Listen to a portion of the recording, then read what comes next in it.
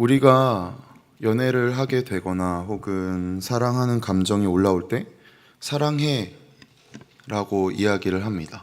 왜냐하면 그 마음이 우리가 올라오기 때문이죠. 그런데 이렇게 사랑해라는 말을 자꾸 사용하다 보면 그것이 우리에게 칼이 될 때가 있습니다. 상대방이 그렇게 묻죠. 얼만큼 사랑하는데? 그럴 때 우리 마음속에는 여러 가지 생각이 들어옵니다. 3천만큼 사랑해야 된다고 말해야 되나? 어떻게 말해야 되지? 라는 고민이 들기도 하죠. 하지만 이것이 더 깊어질 때에는 우리의 마음이 상대방과 맞지 않을 때입니다. 나는 분명히 상대를 사랑한다라고 이야기했는데 그 상대가 나와 맞지 않을 때 내 마음은 불편해집니다. 그럴 때 이렇게 생각하게 되는 것 같아요. 내가 사랑한다고 말한 건 어디까지 사랑한다는 거지? 나한테 잘해줄 때만 내가 사랑한다고 말하는 건가? 나한테 내가 원하는 내 마음을 편하게 할 때만 사랑한다고 말하는 건가? 라고 말이죠. 어디까지 사랑하는 거지? 나를 사랑하는 건가? 그럴 때 사랑의 의미에 대해서 생각하게 됩니다. 마치 여기에 오랫도록 있는 물건이 있어서 그 물건이 시간이 지나면 점점점 먼지가 쓸잖아요. 그렇죠? 안 쓰니까. 그래서 너무 자주 사용하다 보니까 너무 익숙해서 늘 그 자리에 있으니까 사랑이라는 의미가 마치 먼지 쓴 물건처럼 여겨지게 되곤 하죠. 습관처럼 나오기 때문입니다. 그래서 우리가 그 말을 쓸 때 좀 조심스럽지만 하지만 그 말을 자꾸 고백함으로 우리는 그 의미를 찾아가게 됩니다. 사랑한다는 것은 지음받은 존재 그대로 사랑한다는 말이구나. 그러면 우리가 그렇지 못한 부분을 조정해서 그 사랑으로 나아가게 되는 것이죠. 그래서 오늘 우리가 함께 나눌 전도서를 통해서 우리 삶에 놓인 곳곳에 있는 의미들을 하나씩 흔들어 보고자 합니다. 그 의미들 위에 쓸어 있는 먼지를 좀 털어내고 그 안이 원래 어떤 의미를 갖고 있는지, 우리가 익숙하게 고백하는 말들이 어떤 말의 힘을 갖고 있는지를 함께 살펴보고자 합니다. 전도서 기자가 오늘 가장 크게 강하게 말한 것은 헛되고 헛되며 헛되고 헛되니 모든 것이 헛되도다 라는 말입니다. 사실 전도서를 생각할 때 이 말이 가장 우리에게 강력한 임팩트를 주죠. 그러면 우리가 이렇게 생각하게 됩니다. 그렇지. 그럼 무엇이 의미가 있는 것일까? 어떤 것이 헛되지 않은 것일까? 전도서 기자가 이것은 헛되지 않고 이것은 헛된 것이야 라고 말한 것이 아니라 해 아래에 있는 모든 것이 헛되다고 이야기합니다. 한 친구를 제가 만나서 이야기 나누다가 그 친구가 저에게 이렇게 이야기하더라고요. 꼭 의미 있는 삶을 살아야 되나? 라는 말을요. 그 말의 의미에는 분명히 그런 의도를 하지 않음을 알고는 있었지만 의미를 추구해야 하는 삶이 우리 가운데 마치 피로를 주는 듯하고 그 목적이 우리를 이끌어가는 것 같고 목적이 없으면 아무런 것이 설명이 안 되는 것처럼 느껴지기 때문에 우리가 불편한 거겠죠. 하지만 본래의 의미, 그러니까 본래의 의미는 목적이 있다는 것입니다.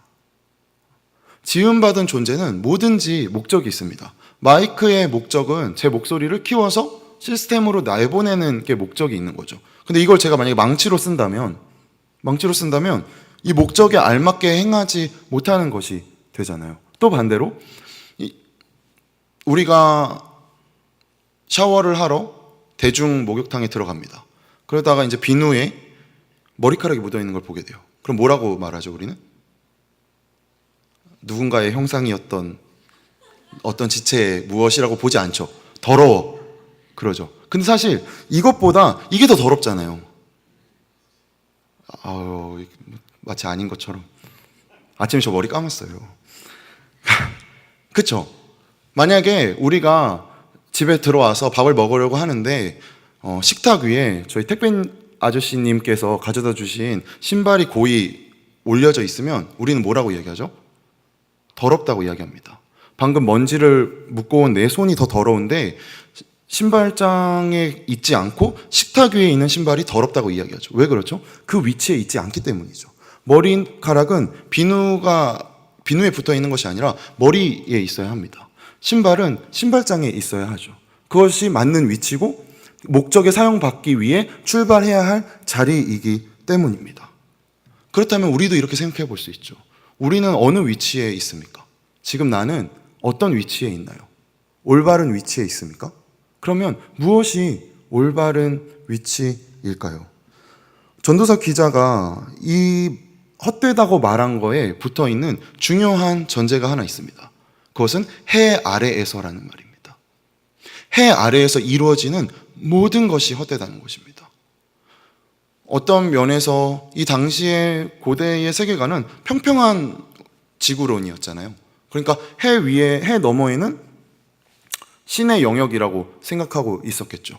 그렇기 때문에 그 아래에는 모든 것이 이루어지는 인간의 모든 것이 헛되다라고 전도자는 이야기하고 있는 것입니다. 근데 여기서 말하는 헛됨은 히브리어로 헤벨이라는 뜻인데, 이 헤벨이 뭐냐면 우리가 추운 날 나가서 이렇게 추워 하고 이렇게 하면 입김의 모양이 나오잖아요. 근데 이렇게 모양이 나왔다가 금방 사라지죠. 이거를 헤벨의 뜻이 이거예요. 그러니까 금방 사라지는 것. 어떤 형태를 잠시 갖추는 듯 했지만 금방 사라지는 것. 그러니까 우리가 해 아래에서 있는 모든 것은 금방 사라지고 만다는 것이죠. 이거의 전제는 무엇이죠? 죽음입니다. 모든 것은 없어지고 모든 것은 죽음을 하게 됩니다. 하지만 여기서 더 깊이 우리가 한 번 더 생각해 볼 것은, 그렇다면 우리에게 헛되지 않은 의미는 무엇인가라는 것이죠. 우리가 의미 없는 삶을 살기 때문에 우리의 삶이 방황하기도 합니다. 내가 직장을 가고 학교를 가지만 내가 직장을 왜 가고 있는지, 내가 학교를 왜 가고 있는지, 내가 집안에서 왜 이러고 있는지 그 의미를 찾지 못할 때 우리의 마음은 공허해지죠. 내가 도대체 뭐 하고 있는 거지? 때때로 굉장히 슬프게도 그 의미를 상실하게 되면 자신의 목숨을 끊기까지 합니다. 하지만 반대로 그렇게 의미 없는 삶을 살다가 어떠한 의미를 발견해서 그 의미가 우리의 삶을 이끌어 가기도 하죠. 그만큼 인간에게 의미는 굉장히 중요합니다. 하지만 여기서 우리가 유의해야 할 점이 있습니다. 그것은 무엇이냐면, 우리의 인생은 우리 것이니까 내 마음대로 해도 된다는 전제입니다.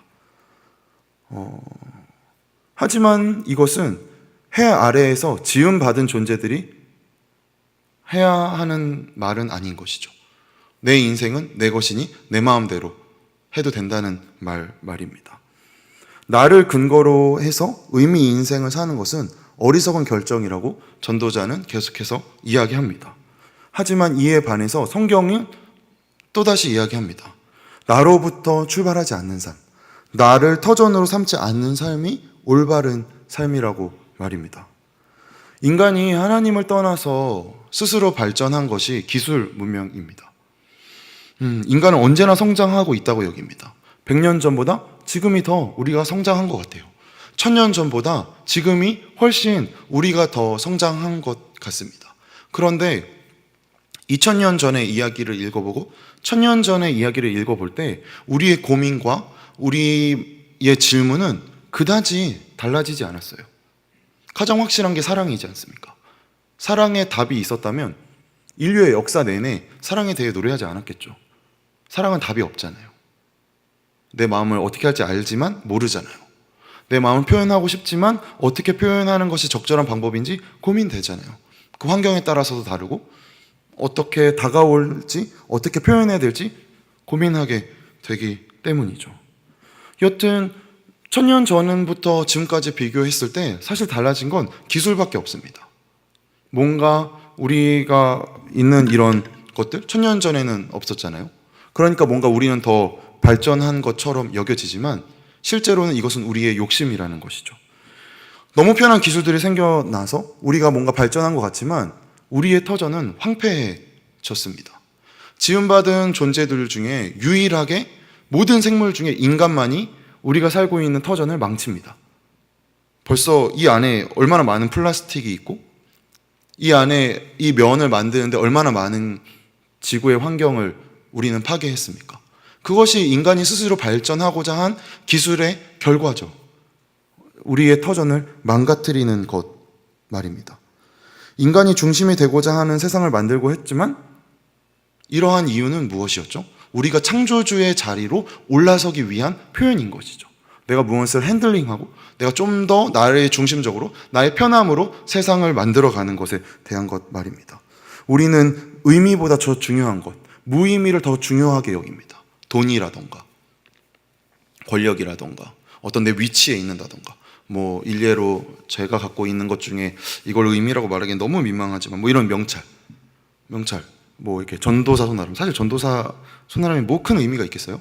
근데 뭔가 이렇게 달 때 나는 전도사라는 위치에 있는 것처럼, 그게 맞긴 하죠. 하지만 그게 뭔가 약간 좀 양복 입어야 될 것 같고, 그래도 성도님들 너무 좋으시지만 이렇게 90도로 인사해야 될 것 같고, 쓰레기 있으면 왠지 담임 목사님 보고 있을 것 같아서 이렇게 주워야 될 것 같고. 근데 그건 무의미잖아요. 무의미를 추구하였기 때문에 인간은 결국 내내 스스로를 갉아먹을 수밖에 없습니다. 보이는 것을 더 중요하다라고 여긴 결과였죠. 그런데 우리는 이러한 노력을 창세기 11장에서 보게 됩니다. 저희 창세기 11장으로 한번 가볼까요? 창세기 11장 4절입니다. 굉장히 많이 익숙한 본문이실 텐데요. 창세기 11장 4절입니다.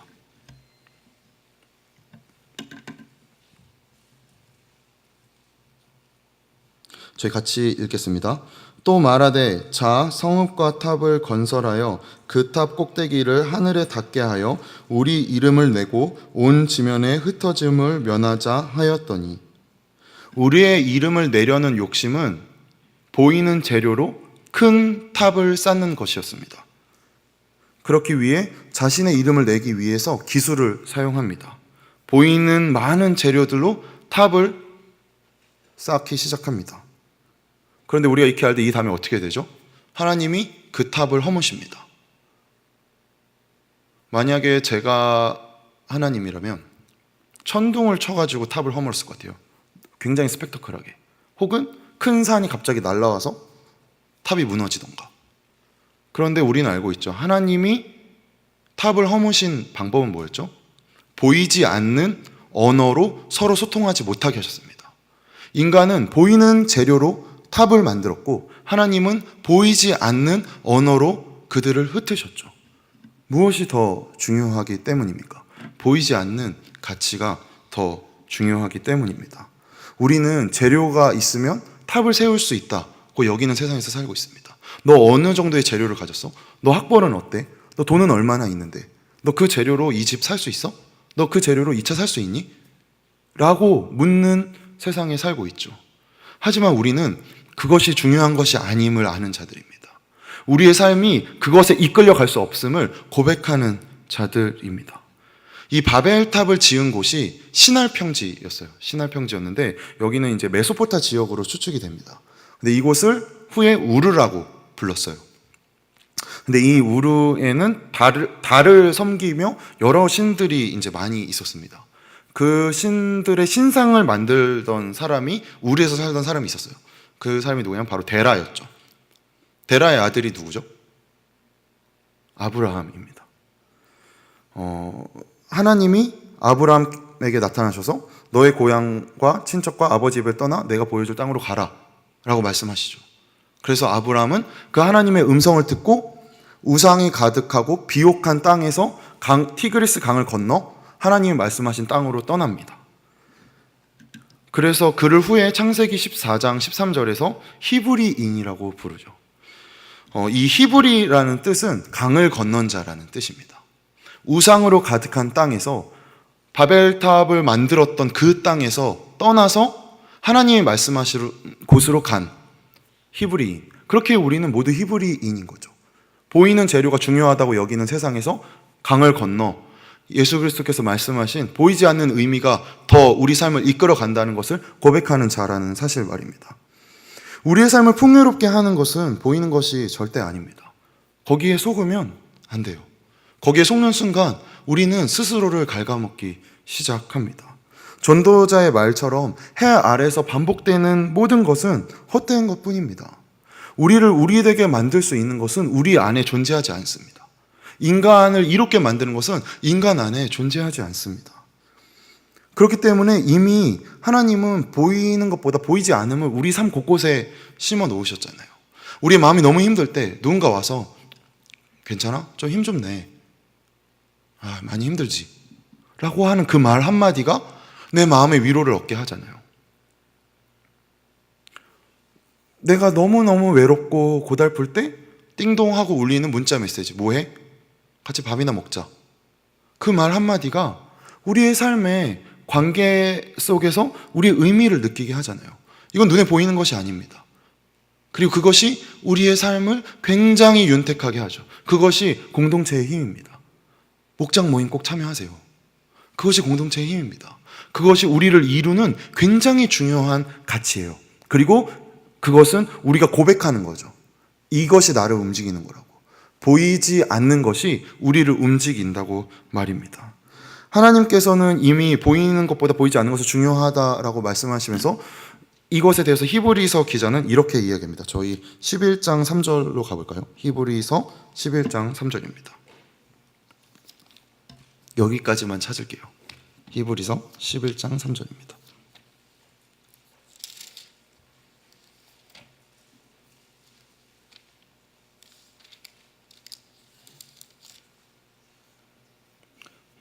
히브리서 11장 3절입니다. 같이 읽겠습니다. 믿음으로 모든 세계가 하나님의 말씀으로 지어진 줄을 우리가 아나니 보이는 것은 나타난 것으로 말미암아 된 것이 아니니라.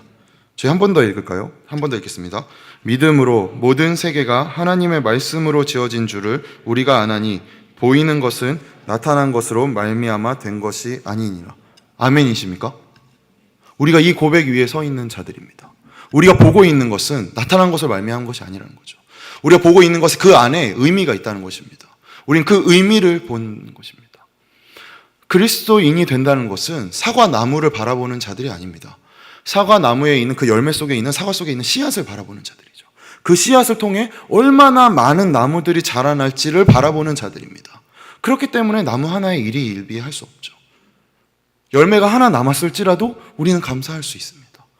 그 씨앗 안에 수많은 나무가, 수많은 열매가 자라날 것이기 때문입니다. 전도서 12장 1절에 가면 전도자는 이렇게 이야기합니다. 창조주를 기억하라고 말입니다. 이 말은 나의 위치를 확인하게 됩니다. 아까 서두에서 나눴던 것처럼 우리의 위치는 뭐죠? 창조주에게 지음받은 존재라는 사실입니다. 우리가 하나님을 안다는 것은 영원한 존재를 안다는 것이죠. 그러면 동시에 우리를 알게 됩니다. 우리는 한시적인 존재라는 걸요. 그 누구도 천년 만년 살 수 없습니다.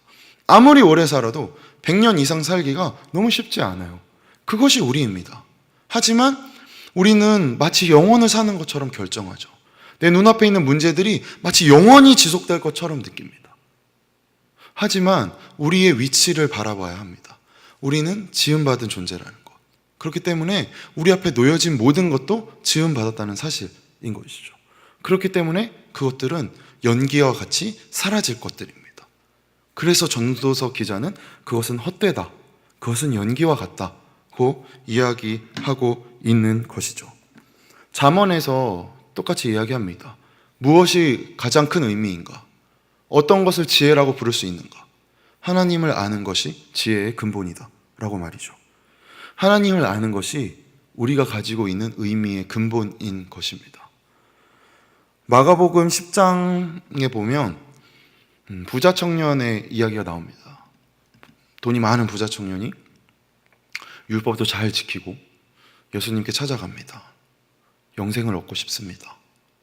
그러자 예수님이 말씀하시죠. 너가 가진 모든 것을 다 팔아서 소외되고 가난한 자들에게 나누어 줘. 그리고 나와 함께 가자.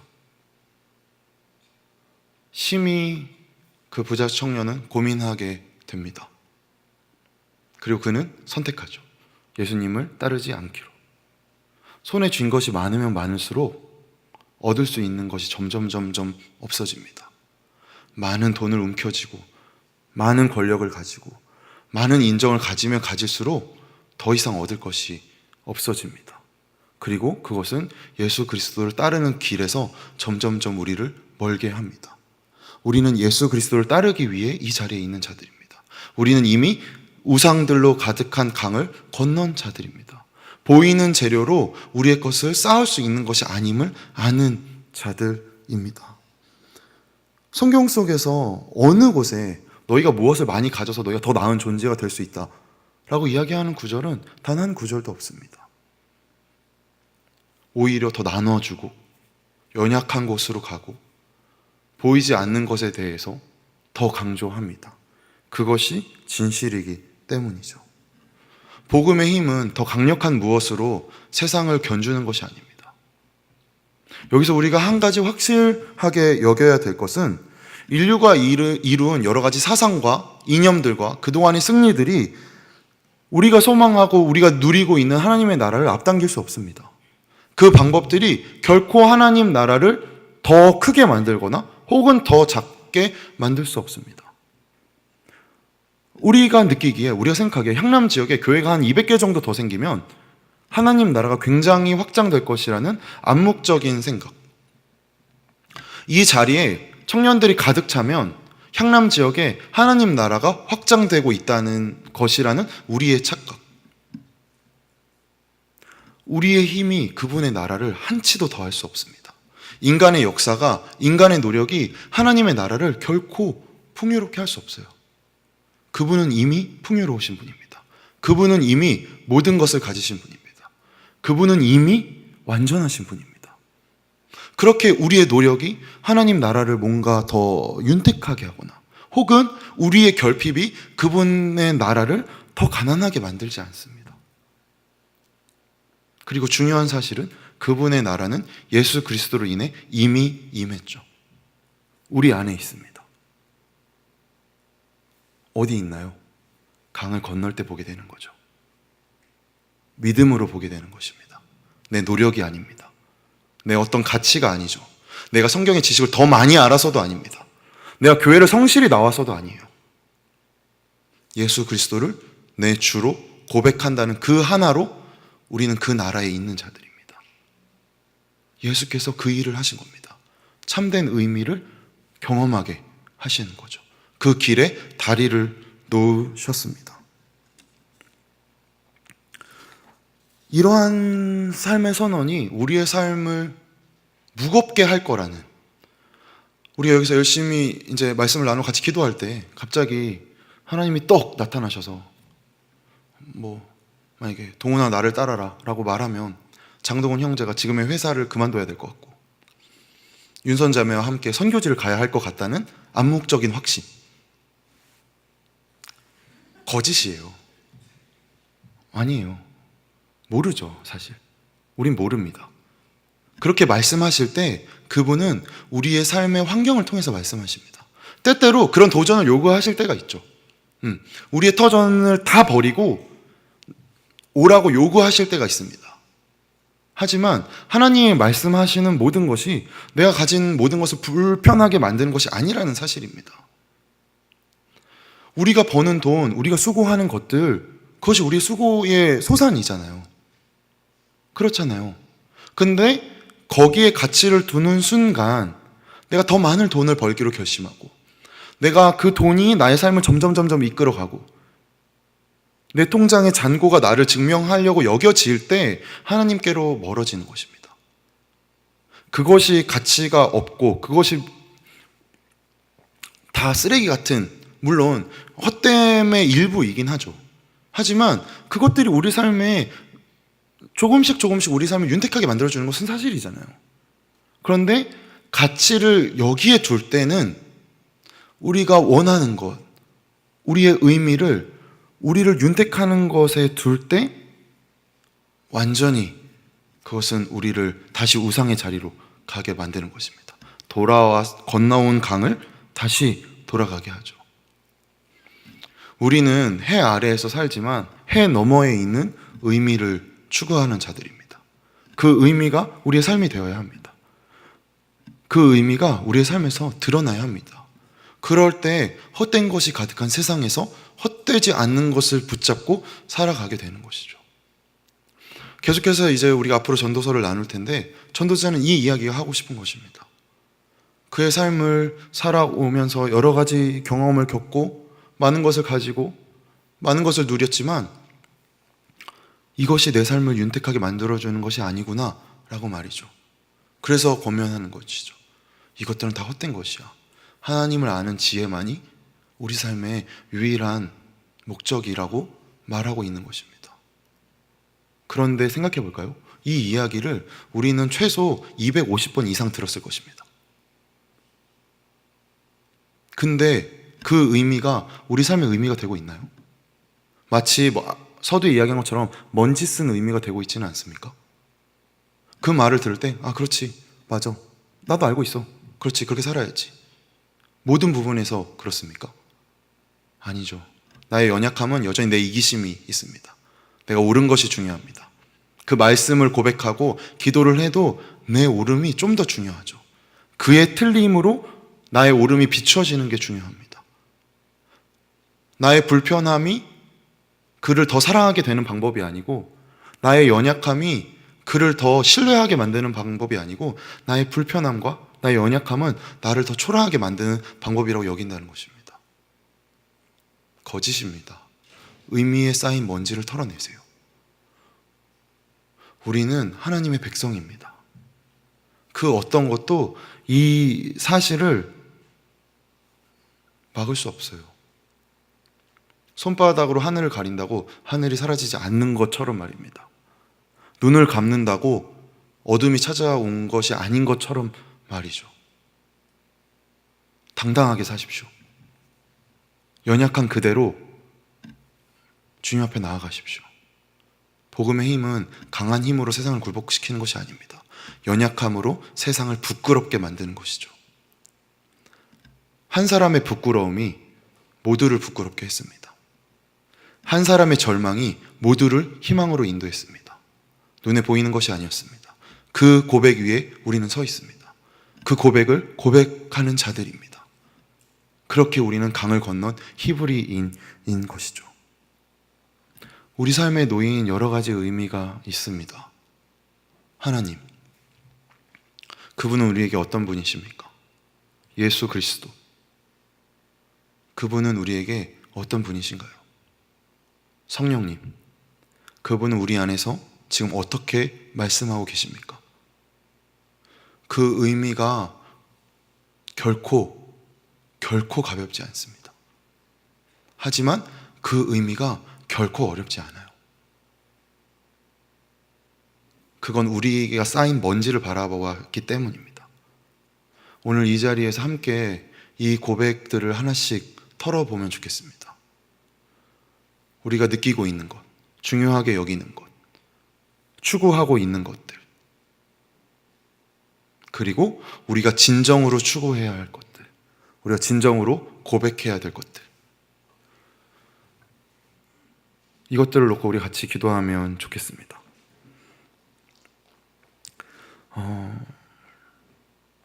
예수님께서 먼저 그 길을 걸어가셨습니다. 예수님께서 먼저 그래서 보이셨죠. 가장 낮은 자리로 가셨습니다. 가장 연약함을 선택하셨습니다. 가장 헛된 일을 하셨습니다. 그의 죽으심이 지금 우리에게 생명이 됩니다. 그의 부활이 우리 삶에 힘이 됩니다. 이 말은 결코 먼지 쓸어 있을 수 없습니다. 이 말이 그냥 매번 듣는 이야기로 머물러 있을 수 없습니다. 그 말이 여러분의 삶의 연약한 부분에 진정한 해결책이 됩니다.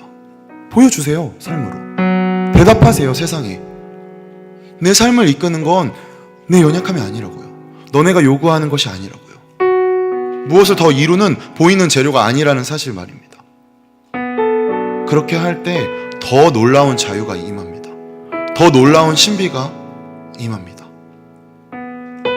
우리 눈앞에 보이지 않죠. 심해 속에 있는 흑암은 그 안에 고래가 있음을 바라보지 못하게 만드니까요. 하지만 예수께서 그것을 보이셨습니다. 나타내셨죠. 헛되지 않은 것들. 일희일비하는 자신에게 듣지 마시고 영원하신 하나님께 이 시간 물으며 나아갑시다. 주님, 우리가 이 시간 주님 앞에 나아갑니다. 우리 앞에 놓여있는 예수 그리스도의 사랑을, 예수 그리스도의 진리를, 그 진리가 우리 마음 가운데 심겨졌고, 그리고 이제는 우리가 삶으로 대답하겠습니다. 우리 삶의 연약함을 주님 앞에 올려드리겠습니다. 우리 삶의 추구를 다 주님 앞에 높이도록 하겠습니다. 우리 이 기도 제목 가지고 함께 기도하며 나가겠습니다.